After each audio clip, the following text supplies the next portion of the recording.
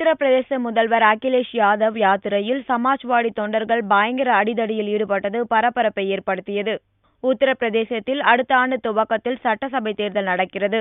ஆனால் ஆளும் சமாஜ்வாடி கட்சியில் முதல்வர் அகிலேஷ் யாதவ் அவரது சித்தப்பா சிவ்பால் யாதவ் கோஷ்டிகளிடையே மோதல் உச்சகட்டத்தில் உள்ளது.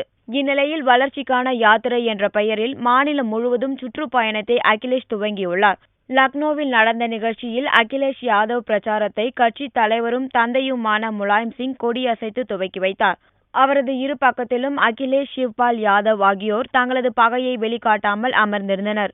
ஆனால் யாத்திரையில் பங்கேற்க திரண்டிருந்த இருவரது ஆதரவாளர்களும் மோதிக்கொண்டனர். கைகளில் ஏந்தியிருந்த கொடி கம்புகளால் ஒருவரையொருவர் அடித்துக் கொண்டனர். இதனால் அகிலேஷின் பிரச்சார துவக்கம் பெரும் கலவரத்தில் முடிந்தது.